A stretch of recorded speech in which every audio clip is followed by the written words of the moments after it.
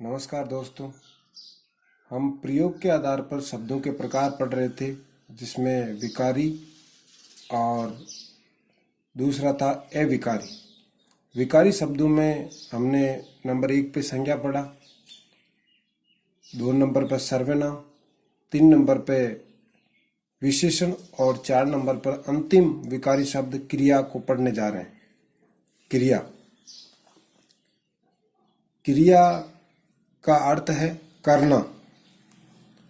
क्रिया के बिना कोई वाक्य पूर्ण नहीं होता। किसी वाक्य में कर्ता, कर्म तथा काल की जानकारी भी क्रियापद के माध्यम से ही होती है। हिंदी भाषा की जननी संस्कृत है तथा संस्कृत में क्रिया रूप को धातु कहते हैं। धातु हिंदी क्रियापदों का मूल रूप ही धातु है। धातु में न जोड़ने से हिंदी के क्रियापद बनते हैं। जैसे पढ़ में ना जोड़ा तो पढ़ना क्रिया हिंदी के क्रिया रूप बन गया। पढ़ को संस्कृत में पढ़ धातु है, उसका हिंदी अर्थ होता है पढ़, और उसमें अगर ना जोड़ देते हैं तो पढ़ना शब्द बनता है, जो कि हिंदी का क्रिया रूप है। इसी प्रकार से उठ, उसमें ना जोड़ा तो उठना क्रिया रूप बना आदि। परिभाषा क्रिया की वे शब्द जिनके द्वारा किसी कार्य का करना या होना पाया जाता है, उन्हें क्रियापद कहते हैं। संस्कृत में क्रिया रूप को धातु कहते हैं। संस्कृत में क्रिया रूप जो होता है उसको धातु कहते हैं। हिंदी में उन्हीं के साथ ना लग जाता है। जैसे लिख से लिखना, लिख धातु है और उसमें ना लगा देते हैं तो लिखना क्रिया रूप बन गया। हंस से हंसना। प्रकार क्रिया के प्रकार या भेद। कर्म, प्रयोग तथा संरचना के आधार पर क्रिया के विभिन्न भेद किए जाते हैं। कर्म के आधार पर क्रिया के भेद, प्रयोग के आधार पर क्रिया के भेद तथा संरचना के आधार पर क्रिया के भेद, और एक और होता है काल के आधार पर क्रिया के भेद। ये हम आगे पढ़ने जा रहे हैं। सबसे पहले पढ़ने जा रहे हैं कर्म के आधार पर क्रिया के भेद। कर्म के आधार पर क्रिया के मुख्यतः 2 भेद किए जाते हैं। 1 नंबर अकर्मक क्रिया, 2 नंबर सकर्मक क्रिया या सकर्मक क्रिया। नंबर 1 अकर्मक क्रिया। वे क्रियाएं जिनके साथ कर्म प्रयुक्त नहीं होता तथा क्रिया का प्रभाव वाक्य के प्रयुक्त कर्ता पर पड़ता है, उसे अकर्मक क्रिया कहते हैं। कर्मक के आगे अ उपसर्ग लगा है। ए का अर्थ होता है नहीं। जब वाक्य में क्रिया के साथ में कर्म प्रयुक्त नहीं होता तथा क्रिया का प्रभाव कर्म पर पड़ता है तो वहां पर अकर्मक क्रिया होती है। जैसे उदाहरण देखते हैं। कुत्ता भौंकता है, कविता हंसती है, टीना सोती है, बच्चा रोता है, आदमी बैठा है। इन वाक्यों में कर्ता और क्रिया 2 ही है, कर्म नहीं है, तो यहाँ पर अकर्मक क्रिया होगी। कुत्ता करता है, भौंकता है, क्रिया है। कविता करता है, हंसती है, क्रिया है। टीना करता है, सोती है, क्रिया है। बच्चा रोता है, में बच्चा करता है, रोता है, क्रिया है। इसी प्रकार से आदमी करता है, बेटा है, क्रिया है। इसमें कर्म नहीं है, इसलिए इसको अकर्मक क्रिया कहेंगे। कर्म के आधार पर क्रिया का दूसरा भेद है सकर्मक क्रिया। वे क्रियाएं जिनका प्रभाव वाक्य में प्रयुक्त कर्ता पर न पड़कर कर्म पर पड़ता है, अर्थात वाक्य में क्रिया के साथ कर्म भी प्रयुक्त हो, उन्हें सकर्मक क्रिया या सकर्मक क्रिया कहते हैं।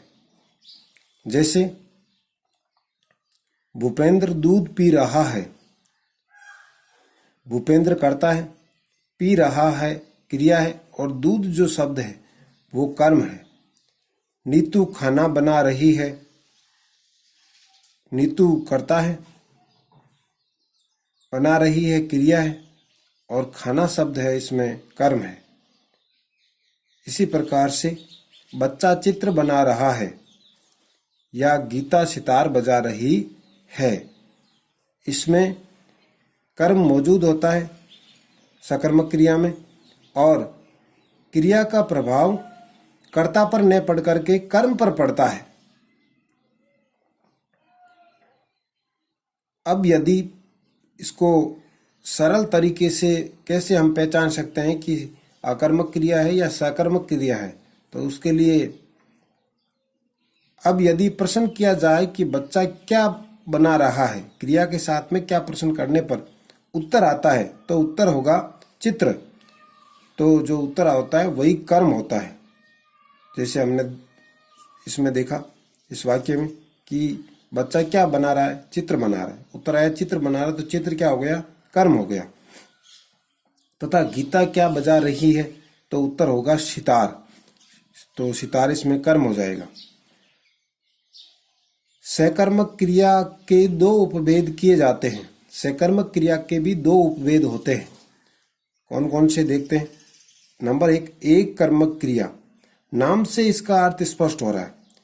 एक कर्मक क्रिया का जो अर्थ है, वाक्य में जब एक ही कर्म हो तो वहां पर एक कर्मक क्रिया होती है। और दूसरा है द्विकर्मक क्रिया भेद। वाक्य में जब दो कर्म हो प्रयुक्त हुए हो तो वहां पर द्विकर्मक क्रिया होती है। तो नंबर 1 पे पढ़ते हैं हम एक कर्मक क्रिया। जब वाक्य में क्रिया के साथ एक कर्म प्रयुक्त हो तो उसे एक कर्मक क्रिया कहते हैं। जैसे राजन भोजन कर रहा है, दिनेश अखबार पढ़ रहा है। यहाँ दिनेश के द्वारा एक ही कर्म पढ़ना हो रहा है।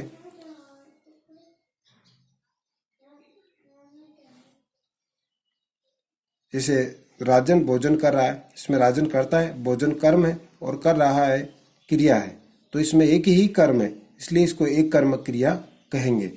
इसी प्रकार से दिनेश अखबार पढ़ रहा है, इसमें दिनेश करता है, पढ़ रहा है क्रिया है और अखबार जो है कर्म है, तो इसमें एक ही कर्म होने के कारण इसको एक कर्मक क्रिया कहेंगे। दूसरा है द्विकर्मक क्रिया। जब वाक्य में क्रिया के साथ दो कर्म प्रयुक्त हुए हो तो उसे द्विकर्मक क्रिया कहते हैं। जैसे अध्यापक जी छात्रों को भूगोल पढ़ा रहे हैं। दूसरा वाक्य अध्यापक जी छात्रों को कंप्यूटर सिखा रहे हैं। वाक्य में पढ़ा रहे हैं क्रिया के साथ छात्रों एवं भूगोल दो कर्म प्रयुक्त हुए हैं, अतः पढ़ा रहे हैं द्विकर्मक क्रिया है। अध्यापक जी छात्रों को क्या पढ़ा रहे हैं, भूगोल पढ़ा रहे हैं, एक कर्म हो गया। किसको पढ़ा रहे हैं, छात्रों को पढ़ा रहे हैं, ये दूसरा कर्म हो गया। तो इसमें इन वाक्यों में द्विकर्मक क्रिया है। आज हमने क्रिया के प्रकारों के बारे में पढ़ा। कर्म के आधार पर क्रिया कितने प्रकार की होती है। कर्म के आधार पर क्रिया दो प्रकार की होती है, सकर्मक और अकर्मक क्रिया। अगले वीडियो में हम क्रिया के दूसरे प्रकारों जैसे प्रयोग तथा संरचना के आधार पर क्रिया के प्रकारों के बारे में पढ़ेंगे और उसके बाद में काल के आधार पर क्रिया के प्रकारों के बारे में पढ़ेंगे। अगर आपको ये वीडियो पसंद आया है तो इसको लाइक करें, कमेंट करें और ज़्यादा से ज़्यादा शेयर करें और इस चैनल को सब्सक्राइब करें। धन्यवाद।